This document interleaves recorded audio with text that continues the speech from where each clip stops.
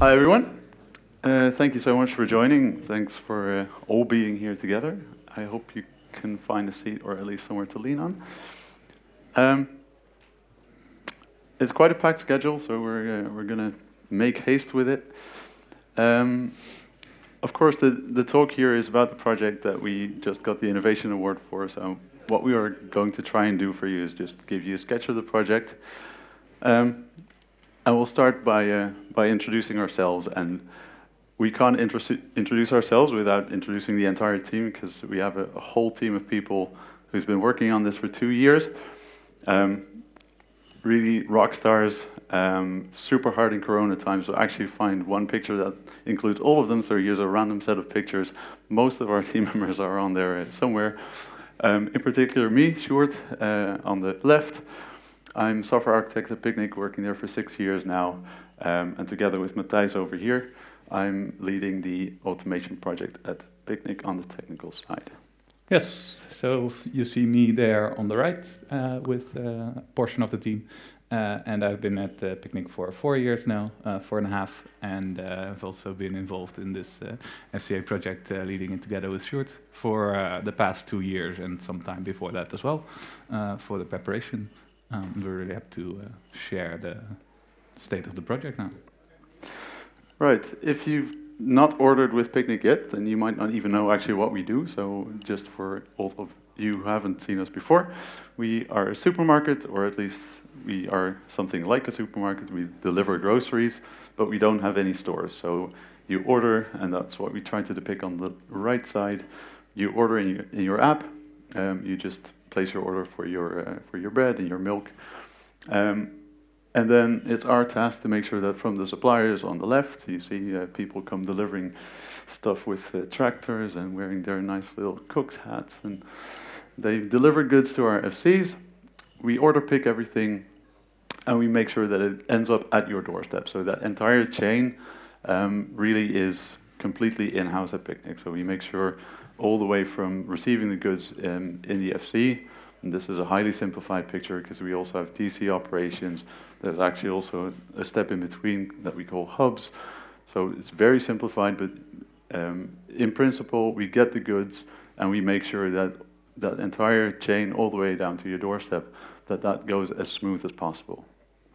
Now, we don't have time to go through all of the detail, so thank you for the intermezzo. My presenter stopped working, so let's see. Yes, that works better. We're going to focus now on the FC operations because that's what our project is about. So what is an FC? Well, to Picnic, an FC is something extremely specific. It's basically where we do our order picking. But order picking for us is a very specific process because of the way that we organize our logistics. So we get pallets of stuff in. So on the left, just a picture for all of you who can't imagine what a pallet looks like. But on the right is something slightly more interesting. These are items in bags, in totes, on frame stacks, or I should actually say in frames that are stacked. And that's the structure that we use to transport picked orders all the way to your doorstep. And you can see in the bottom picture what a frame stack, what a single frame looks like. And the top picture that you see there is when they are ready at the FC. It's the output of our FC. So an FC operation for us is putting items in bags that are, well, there's 3 bags in every tote. A tote is a crate. We call them totes. If we say tote, we mean crate. Don't blame us. The totes, they go into the frames, and the frames, they are stacked on top of each other. 20 frame stacks go into a single truck. And that's how we do our logistics. So what is an FC? It's something that converts pallets to frame stacks.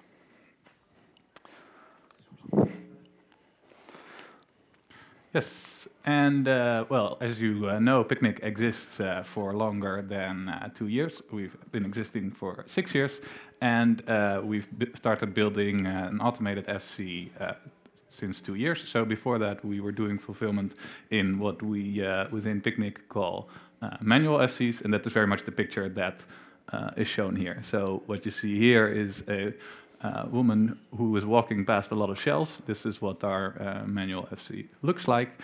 She has an app on her wrist that tells her what to do. So it says go to this shelf, pick those products and pick them into the tote there on the bottom, and then go to the next shelf and pick those products and put them in the tote on the top. And then they make what we call a pick round through an FC, picking all the products for a customer, and then those are being put into a frame that we showed on the previous slide. Now this is quite heavy labor, not so much the putting the products in the totes usually, but putting the totes in the frames and then riding the frames to the right position on the dock is all done manually, and that is quite labor intensive. And there is a lot of walking, so as you can imagine, there is, especially on a busy day, we try to fulfill a lot of orders in such an FC, and that is a lot of walking. You need to make sure that people don't bump into each other. Sometimes if there's someone walking here and you actually want to go to the shelf behind her, you need to walk around her. So we have spent a lot of time trying to optimize the operations in such fulfillment centers, and I think we've by now done a pretty good job at it, but at some point it does reach its limits. You cannot start running with totes, obviously, or trying to overtake each other very fast, because then accidents happen, and safety is, of course, always a very important topic. So at some point we run into the limits of what such an operation can do and how fast it can be. So we said, okay, this works, it works fairly well, but what can we do better? And that is where FCA came into the picture. And this is the project where most of our content is going to be about. So what did we do? Well, we bought this building. It's in Utrecht. It's a very big building, a very big fulfillment center. It's 2.5 square kilometers. And originally, when Picnic started, the idea was that this would be FC1, 0 being the very first that we start on, and then the next one would be automated. By now, we have FC 0 to 8 are all manual FCs, trying to improve on all of those, trying to improve operations there. And we've become pretty good at that, but that's a very large-scale operation with a whole life cycle of its own. So then when we really got more concrete on FCA and automation, then we decided to don't call it FC9, but call it FCA, so we have a different numbering scheme, and then we can distinguish the manual ones versus the automated ones. So if this is a success, then the next one will be called FCB, FCC, and so forth. And that is where we are now. So as coming back to what Sjoerd explained on a very high level, the trucks come in here on the left, and then they also go out on the left, but then with the order totes coming in. And there's a lot of magic happening inside. Yes, so we have... Oh, I think you skipped one. I think I skipped one, right? Yeah. That's the one I wanted to show first. Yeah, we have two types of magic happening on the inside. By the way, it's not actually 2.5 square kilometers. That's our next FC. It's 2,500 square meters, so still very, very big. What happens on the inside is we're trying to take away all that walking. So if you remember that picture of the woman pulling the cart, she's actually walking a lot all day. And what we're trying to do is making sure that instead of her going to the products, that we make the products come to her instead. So the main productivity gain and the main one that's going to save her labor is this picking concept, which is goods to person. There's two totes coming at you, one of them containing stock, that's the one on the left, the gray one, and the red one on the right. No, sorry, they reverse the colors. So our stock totes are gray, but in this picture they are exactly the wrong color scheme. On the right is the stock, and on the left is the order tote. So that's the one that's actually going to the customer, that's going into that delivery vehicle. And the screen should just give you very simple instructions saying, well, this is a tote that contains bottles of Coke. Please take 3 and put them in the middle compartment in the left tote. So this is goods to person, super high productivity, but also quite expensive to build, and not super nice actually for like really fast movers. I I don't know if any of you know what the fastest moving product is in supermarkets in the Netherlands. Yes, exactly. It's bananas. We sell loads and loads of bananas, and if you start trying to do this kind of picking concept for bananas, what happens is you have a load of double handling. So you're going to get pallets and pallets of bananas coming in. You're going to take bananas out, put them in one tote, send them into storage, immediately pull them out, and then in this station you're going to move bananas from one tote to another. And you'd much rather not do that, because if you're burning through pallets of bananas a day, you might as well just get them from the pallet, put them directly into the order tote. So to that end, there is another picking concept that is also inside this same facility. I don't know what I'm doing to this. Reliable old keyboard. And that is what we call zone pick, but it's a very particular type of zone pick. We pick from pallets. So what you see happening here is totes coming in on the conveyor in front of you. There's a whole line of totes here waiting for you. The one that is not quite at the end here, but right in front of the person, that is the one in the working position. There's a screen there that tells you which pallet behind you to pick from. So if you look at the big blocks behind the person, those are all pallets. Could be one pallet of bananas, one pallet of, give me something nice, cornflakes, I don't know. And it could also be just all bananas. We have to see how we can slot this best. There's a lot of gain to be had there as well. Super complicated problem. Someone in our team is having a lot of fun with that, actually. But yeah, this is the basic concept. You have a number of pallets behind you.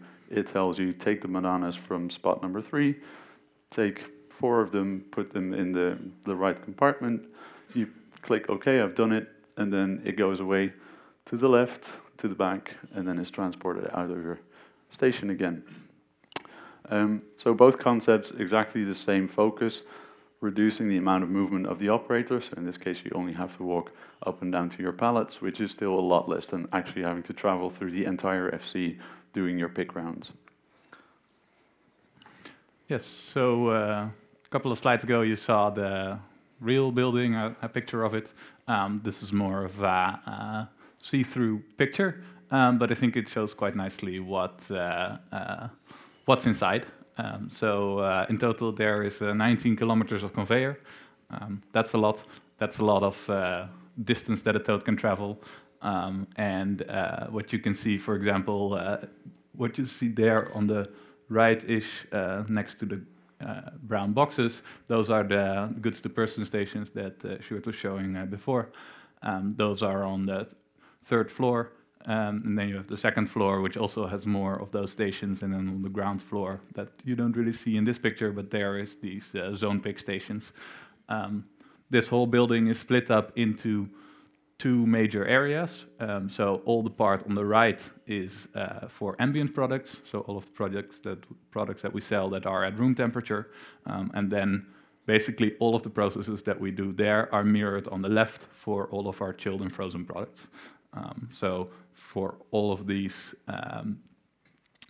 things that we build and design for the stations and for how the totes should go and in which direction, we did it twice basically for both temperature zones.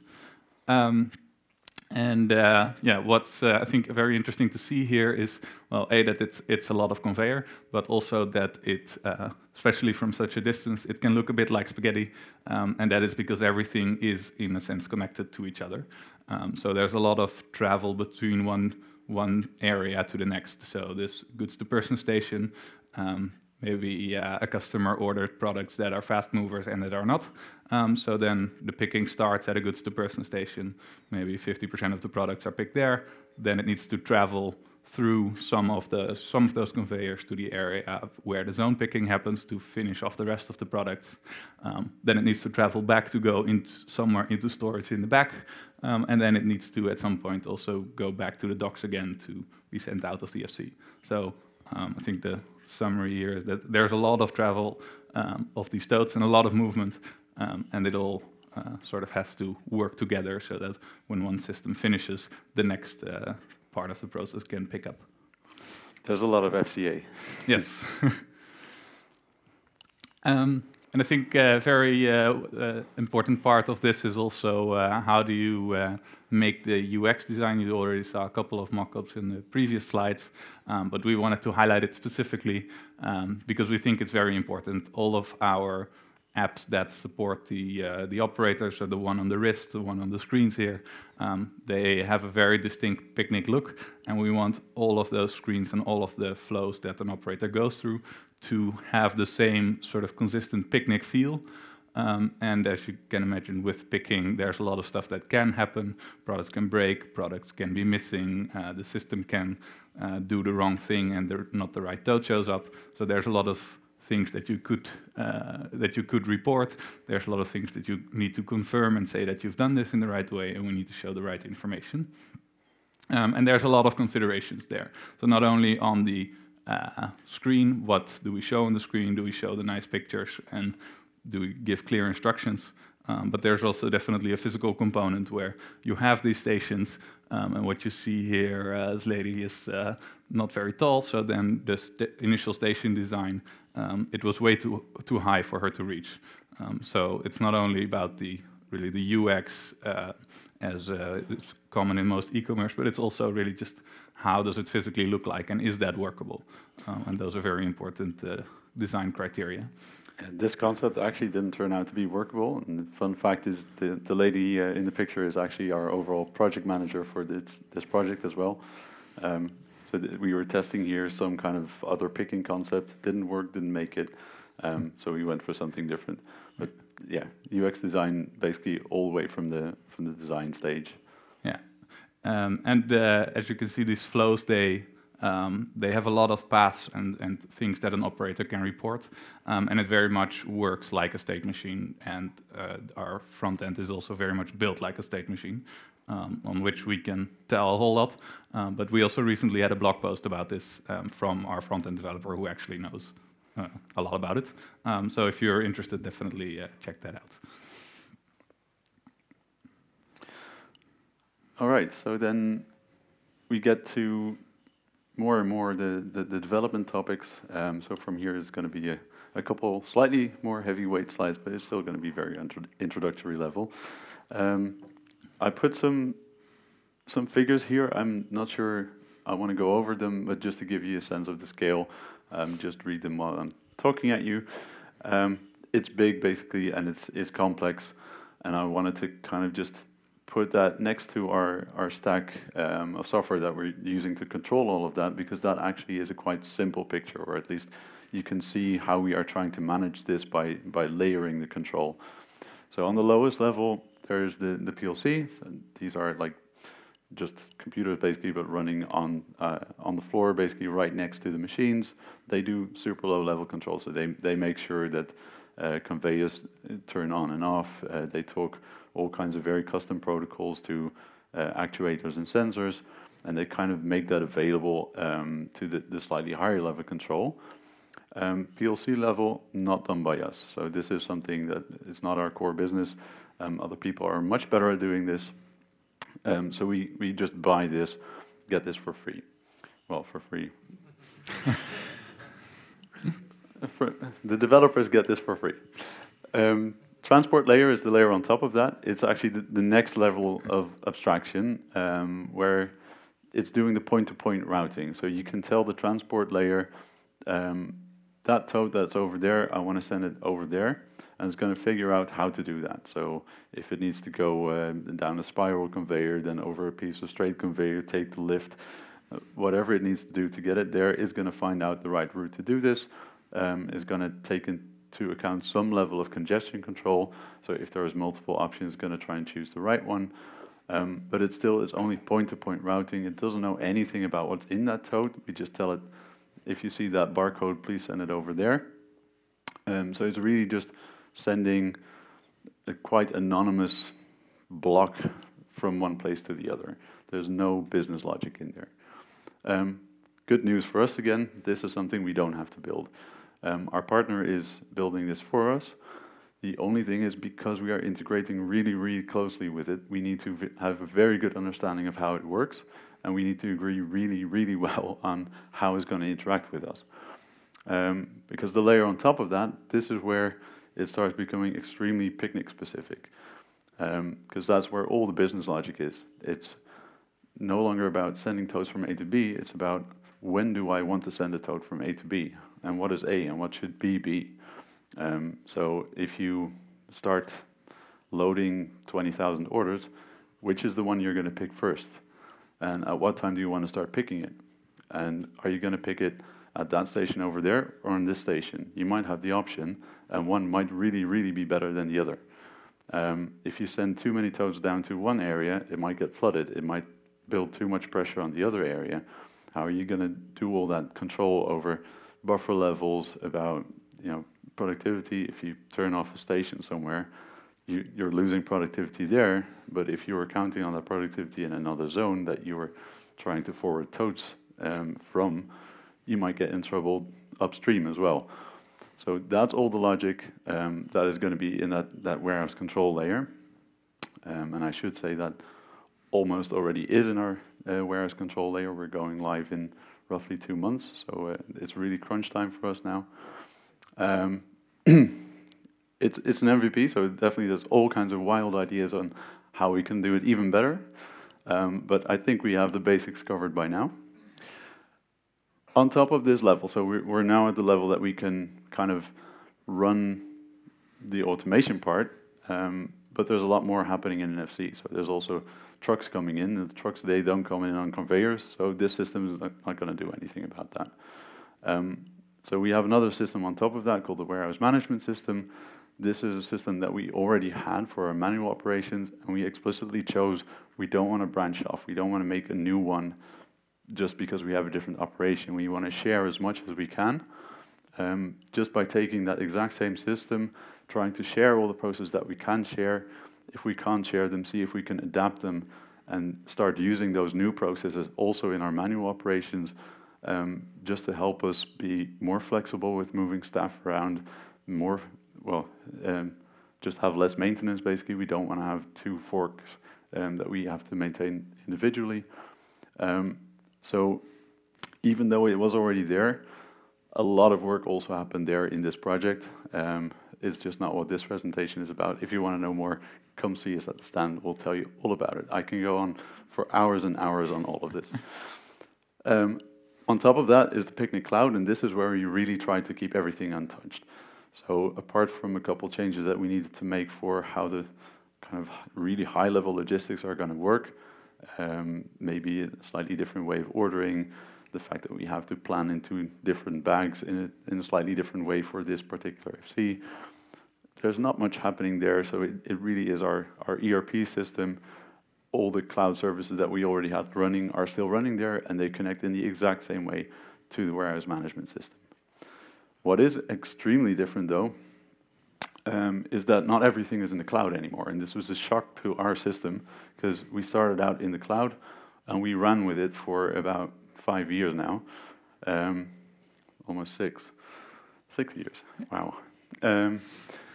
And we were just a cloud-based company, right? So we are using cloud technologies, we have not seen a server in our lives, and all of a sudden we get this new project, and we have to make this decision. Can we run that from the cloud? Can we build a warehouse control system that we can run from the cloud to control the conveyors that are on this shop floor here in Utrecht? And the answer is we don't know. But the other answer is, well, no one else is really doing it at the moment. This is new for us, the entire warehouse control system. The fact that we are writing it, huge project, completely new for us as well. Let's not take the risk. Let's make sure we have on-prem compute resources so that we can at least control the latency in the network. Because this is a real-time system, right? So if you have a toad coming on a conveyor and it needs to go right, if you don't say that it needs to go right now, then it might just pass the divert and you miss it. And it's just going to go another round, and that's costly. So what we needed to do is bring part of our stack to an on-prem situation, but without changing our tech stack. We didn't really want to make that sacrifice. So what we did instead is we found a way to kind of extend our environment, our cloud environment, to this on-prem setting. We have a double server room there. Superstar team there that from scratch just built the server room, did the whole VMware layer, built a whole Kubernetes cluster on top of that. It's now seamlessly integrated with the Kubernetes setup we have in the cloud, and we can basically, as easily as we deploy it in the cloud, we can now also deploy it in Utrecht. So if you look here on the picture, at the top is what is still in the cloud. The entire middle layer is what is now on-premise. What is new here is WCS, the warehouse control system that I just told you about. We also have WCF, which is our front-end application for the workstations. It's actually, the acronym is warehouse control, Fixed, yes. We also have WCM by now for mobile. And there's an admin screen for it as well. And those are Angular applications, basically, that are, well, the front-end application for the workstations are designed with the flows that Matthijs just showed you. The admin screen is just a desktop application, basically, for things like turning on and off stations, stuff that is there to control like the general operations of the warehouse. Anything else I should say here? Yes, so one thing I wanted to mention here is that we made an explicit choice as well to make WCS a monolithic system for now. So if you look at the data model, it's super compact. This has also been a primary objective to keep that as small as possible, which means that it's really hard to also find a very clean cut there to split it up into microservices. We do see a bunch of features, though, that we would probably build in the future as separate services.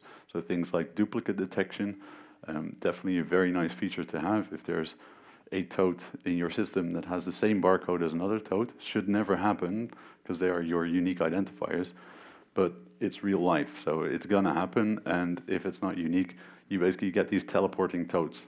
You just see a tote coming from there, and then half a second later is all the way over there. You do have to detect that. Super nice use case for a microservice. Not there yet, though. So for now, we have these compact systems that we are developing as fast as we can up to the finish line in January. The challenges that we had here, the biggest ones that I think we should mention is events on the one hand. We have a completely event-based API. We're using AMQP in the form of RabbitMQ. This was new to our partner, so this was actually quite an effort to, together with our partner, who are from the automation industry, and have a completely different setup than we do, of course, to come up with a RabbitMQ-based API that kind of integrates in a nice way with the systems that we have. And then trying to translate that in our Java application to a nice event-based way of working, that was quite a challenge because we were trying to use Spring application events for this. We are using those for them because we thought this was a very nice, natural transition from getting a RabbitMQ event. You create an application event, and then you can even distribute that to slightly more fine-grained services within your application, which sounds really nice in theory. But in practice, it turns out that the kind of routing that we needed was a bit more fine-grained than we actually could achieve with the standard Spring Boot, the routing that is in there. And we're missing some form of arbitration. So some events could be handled by multiple services, but we only want the most important service to handle it. And we kind of want to make that in a separate layer. It's something we just didn't get to work with Spring events, which means that we're still kind of looking for a solution to replace that or to augment it with something slightly more sophisticated for the routing. If any of you have any experience with this type of setup, it'd be super nice to hear your ideas there as well, so come and find us. The other big one was querying. We're using Postgres. We find out that there's a lot of concurrency issues that you need to deal with, especially because it is a real-time system, so you get a lot of race conditions everywhere with scanners that report totes at just the wrong moment, and it's an absolute nightmare if you don't think of it up front. So what we're trying to do is find a balance here between, do you write slightly more sophisticated queries that then become harder to understand, especially when you're refactoring, you might knock something over because you didn't realize that this query is written in a certain way for reasons of keeping it atomic?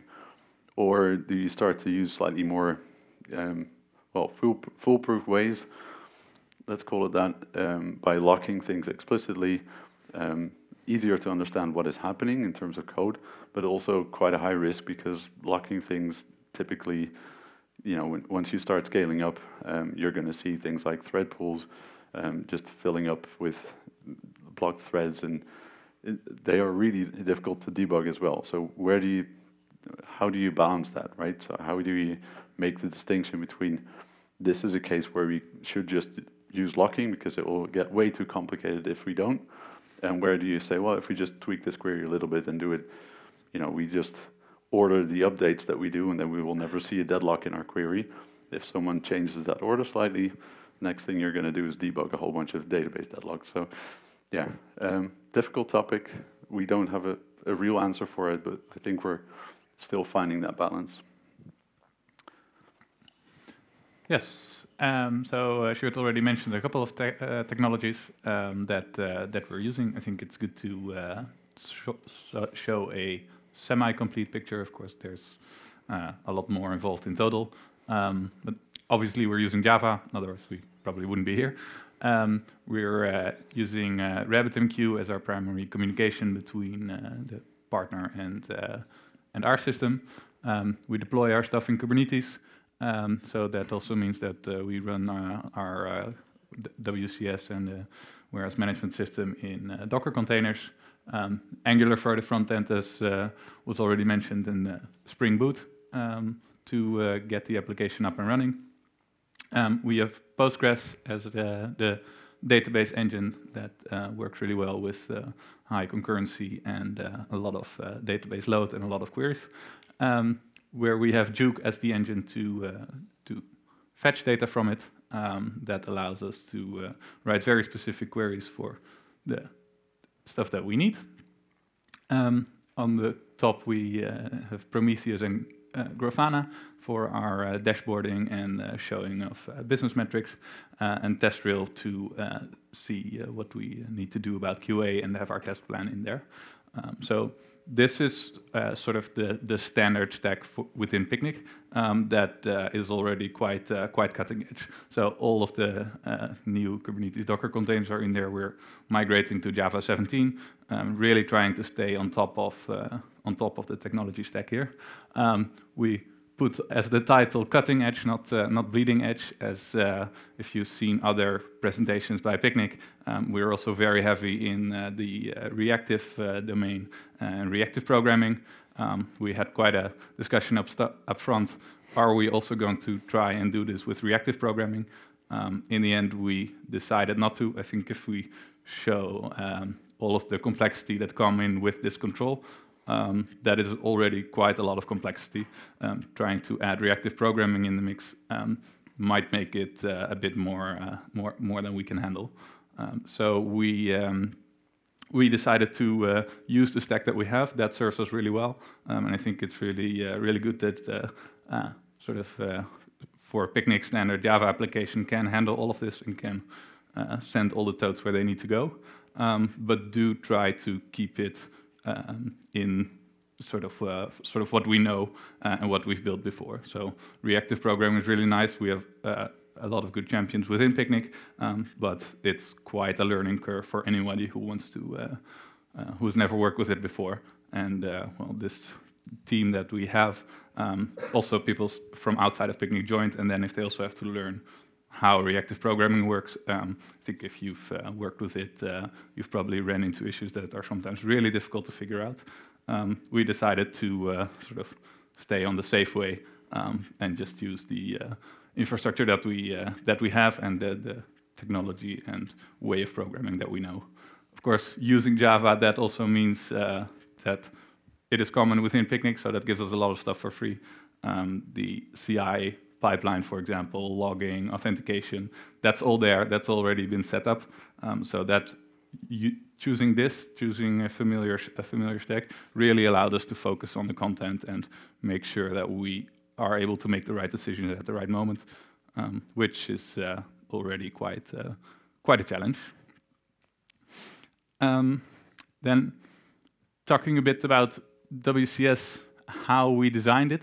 So as Sjoerd already mentioned, we've made it a monolith. Their major consideration was the data model is so tightly linked. Basically, we always talk about totes and what's in them.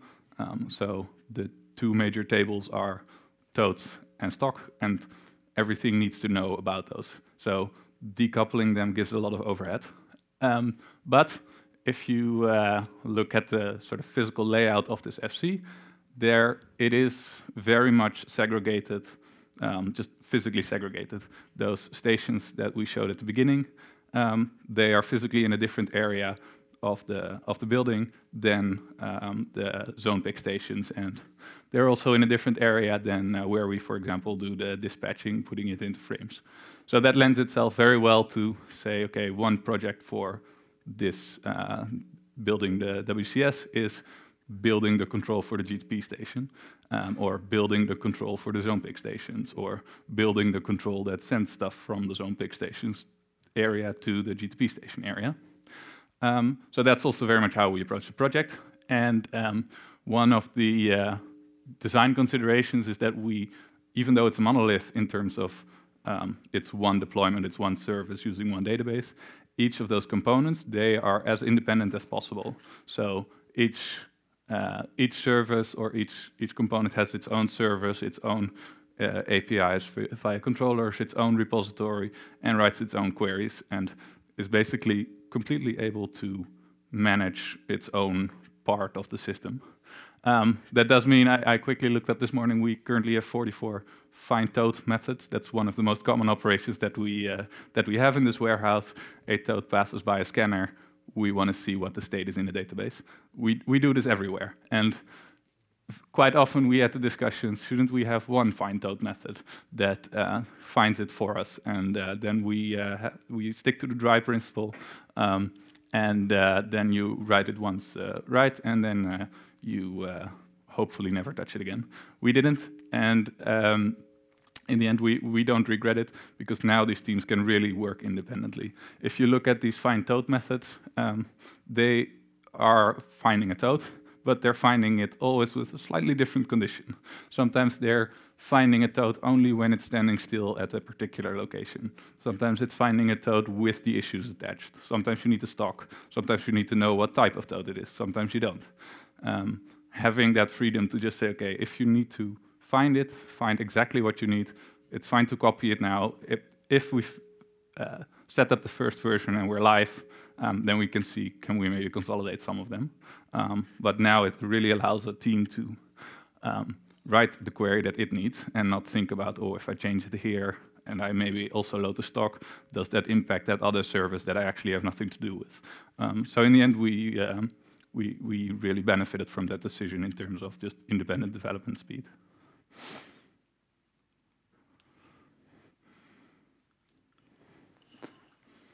Right, so with a lot of development being done, we have to talk about quality assurance. Also because if I don't talk about quality assurance, I'm definitely going to get a lot of trouble with my QA. She's very strict. We do a lot of QA, and this is not the last slide you're going to see about QA. We, on the development level, basically do what we always did, but on steroids. So we had JUnit already set up, so unit test as usual. What we normally do for other services in Picnic is we have something that we call component testing, which is basically driven by behave. We spin up the service under test in a Docker container, and we basically do some integration tests, usually on a per endpoint basis. So if there's one endpoint that delivers some kind of functionality, like shipping a shipment in WMS, for instance, you do a little bit of test setup to make sure that there is something to ship. You virtually press the ship button and you check whether it did the right thing. Now, for this particular project over here, you want to do the same thing, but it turns out that actually there's quite a lot of intricate behavior that you need to model before you can do any kind of significant testing.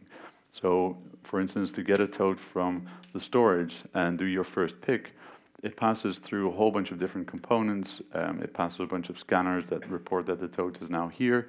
WCS needs to make a decision to send it to the right place. And if we would go the classic component testing route, what we would do is test each step individually. But the thing that is going wrong with that kind of approach is that very often you end up writing tests that each make slightly different assumptions about how your system or how the system that you're integrating with works, because that's the part that is encoded in your test driver, right? So in this case, we have this control system. It's talking to the transport layer, which is the point-to-point routing. Transport layer says this tote is now here, and we say, okay, then please send it over there. In your test, you're going to make the assumption that at some point it will then arrive there with a certain database condition also attached to it on the WCS side. If the next test simply assumes that the database condition is something slightly different, you'll never notice. So we said we need to get like the entire happy flow of a tote going from the storage all the way to the pick station and doing that pick, seeing that happen and seeing that it gets routed back into storage again. We want to see that in our tests, because that is what's going to be a great regression test the moment that you start tweaking certain parts of your functionality. So what we needed to do for that is write a simulation. We call it TS stub. It's a bit more than just a stub now. It's really full-on simulation of what this TS is doing and what the hardware is doing. So it's really modeling totes traveling over conveyors. We left out the timing aspect, so we don't know what time totes arrive, but we do know which events happen in what order. It's a discrete event system. Main challenge there is, because it's a discrete event system, it's able to go really, really fast, much faster than real time. So normally your tote maybe takes 5 minutes to get there. We can do it in, under 100 milliseconds. It's very fast, but so fast that if you look at WCS, it doesn't expect it. So the warehouse control system says, well, I thought I was going to have quite some time to make that decision. So all of a sudden you get a whole bunch of race conditions that are absolutely impossible in real life. Now, you don't want to start dealing with all of those race conditions. You could probably make a perfect system that really actually is able to deal with totes traveling at light speed, but it's not going to happen. It's going to make your code super, super complicated. So instead, we needed to find some ways to do some syncing there. Turns out this is quite tricky. I think we're getting it right most of the time. Still very challenging to keep those tests stable, because you keep finding edge cases where the strategy that you chose just is not enough to really make that one test work. But in the end, we think it really already paid off. So we put a ton of effort in getting this right. But we now have the full confidence that if something is going to make one of those links break along the way, we are going to find it, and our happy flows are protected. Of course, we don't actually do all the exception handling there, so that is still, there's a lot of stuff that we don't cover with this. But together, unit testing and well, component testing or integration testing, whatever you want to call this, we do achieve now, I think, 95% line coverage, which is pretty good for a project this size, I think, and it gives us the confidence that at least, we've touched everything at least once, so that it's the shakedown has happened. So as promised, more slides on quality assurance. So this is not where it stops. We want to do a lot more, and we are in a great position here because our supplier also was able to deliver us a full emulation of the system. So as far as I know, this is a pretty unique thing. It's a huge site. We have a full emulation of the entire site, so every piece of conveyor is modeled there. It's split over 6 different submodels. We have to coordinate between them. It's a hell of a lot of work. It's super unstable. We can run tests currently for half an hour, really trying to push the boundary there and getting more out of this, but it's been absolutely invaluable. Just the fact that you see here, this is the zone pick area actually, so if you squint a little bit, you can recognize the stations that we showed earlier in those little things that branch off. And the green things that you see there are the totes going around.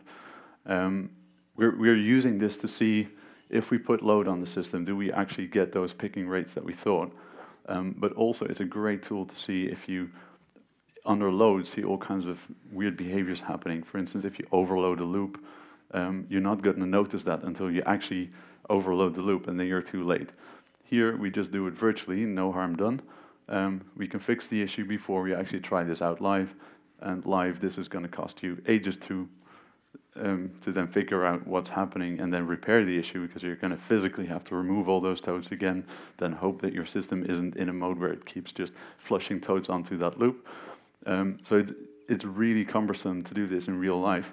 The emulation, at some point, if you don't like it, you just press stop.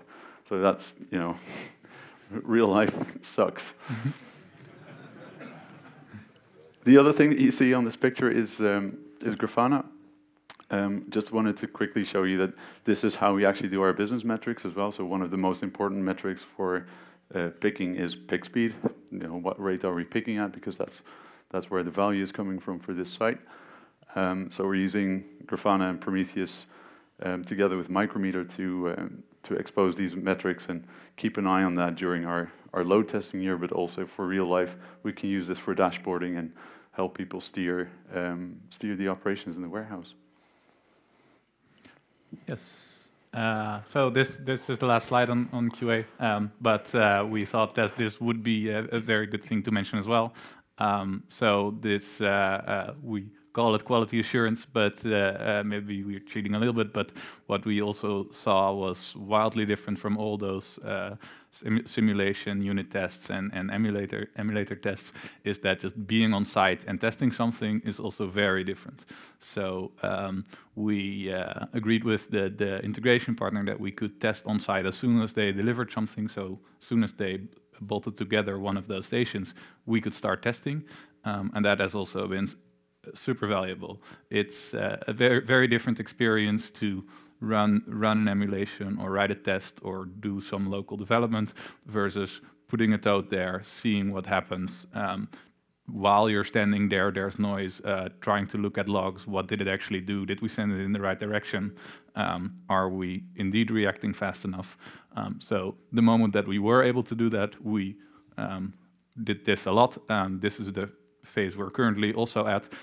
Part of the site has been handed over to us, so we're testing on site every day now, and it's just a very different mindset. Just the physical things going on around you make it harder to focus than your normal desk job, where you have a very nice big screen and you can see everything that's going on.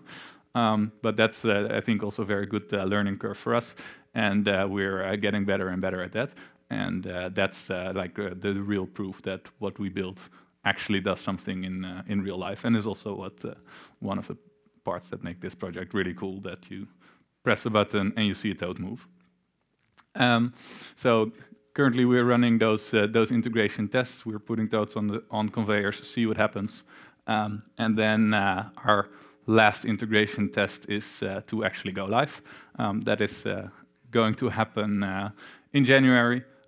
There, I think it's good to notice that we really built this as an MVP, especially because well, there's just a lot of stuff to build. So in the time frame that we set for it, we couldn't build everything, but just trying it out, and not trying it out as developers, but just the people who will use it on the floor. We see that they do very different things than we might have thought out in those nice UX designs or control that we thought happened. Sometimes people they take off a toad from a conveyor, put it somewhere else. It happens, and it will happen. So we want to build the minimal thing to get something live, and then work based off of that and see what actually happens on the floor and in operations, and improve based on that. That worked out really well, and now we're trying to strike a good balance between what is the most risky thing, what have we seen now that is probably going to happen more often once we do actual operations, once we go live, and try to fix those, the most critical things. And then hopefully by January we have a system that actually works. Yeah, and it's built to do that, of course. We took that into account when designing it. We're we should be able to just run updates while the system is running, which is pretty unique for this kind of system. But that is why we can go live with an MVP and also risk a little bit more when we go live, that there are still bugs in there that we actually do need to fix on quite short notice. Yeah, there's, I think, one thing we also wanted to mention, that as Picnic is a very data-driven company, it always has been the analytics that come out of doing those operations. They are the ones that are in the end driving the improvement. So also with this project, it's been there from the start. With every flow or part of the warehouse that we implemented, one of the design criteria was what data would be interesting for us. What are we going to get out of this once we have it? What can an analyst do with this to see if we can improve the strategies? So what you saw, the Grafana dashboard, that is also in the end what we are going to deliver to the business. They know how to look at those dashboards and steer on that. And that is very close also to what our developers use, and that makes for a very seamless integration. Right, I think we have time for either a video or for our last point that we wanted to make, and I think the video is probably much cooler. Yes, definitely. Yeah, and we mentioned this already. We are now in the phase of testing. Now we hope the sound works. Yeah, and just to tell you what's going to be shown here, this is one of our early access tests. So this actually happened quite a while ago now. We happened to film it because we still had the time back then. It's our first test where we actually did a pick, and you'll see we're still using laptops. The stations are not finished yet, but we see a tote coming out of the storage, going to a station, doing a pick, and then being sent away from a station again.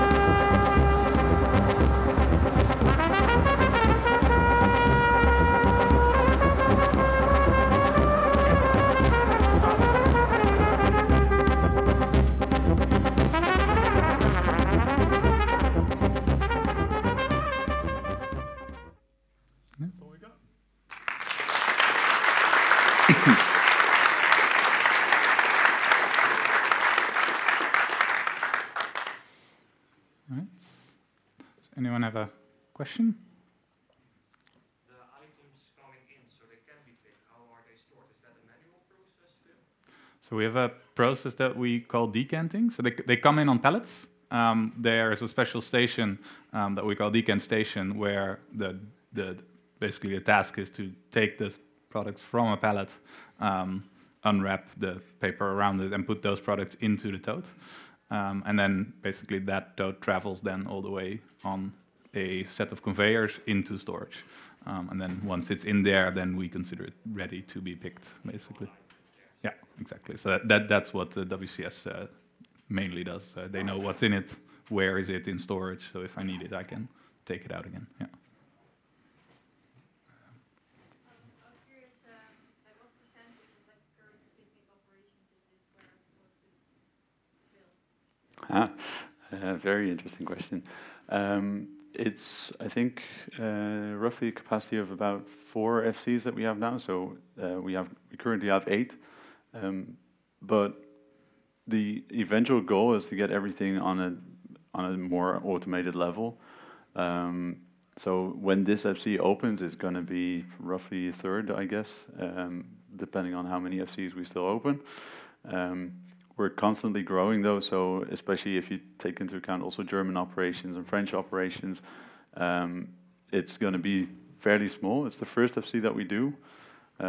It's definitely not the last one that we do, but we're also thinking about different concepts. So it's hard to tell really what the total percentage is going to be in the end, but it's definitely clear that the manual operations, we're going to try and move that to more productive operations like these in the future. So it's the first stepping stone. It's really the MVP also for the concept in picnic fulfillment. Yeah.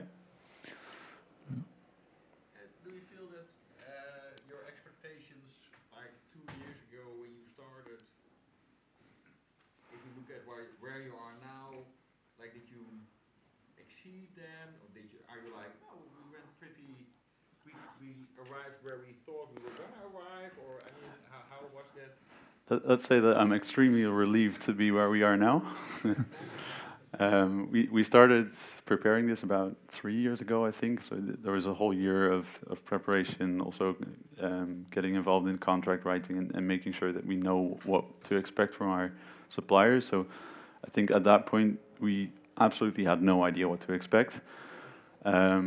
We scoped it at a really broad level. I think what happened is that a lot of the stuff that we knew needed to be done, definitely materialized, but definitely not always in the way that we expected it to. So I think a lot more effort went into, in the end, some of the really complicated flows that we have, like the decanting process that Matthijs just explained. That's a really complicated one to do. We definitely underestimated that, but there's definitely also other things that kind of compensated for that. So in the end, we're pretty much on track. We had to descope a little bit. So we're going live with something that is slightly more MVP than we had hoped.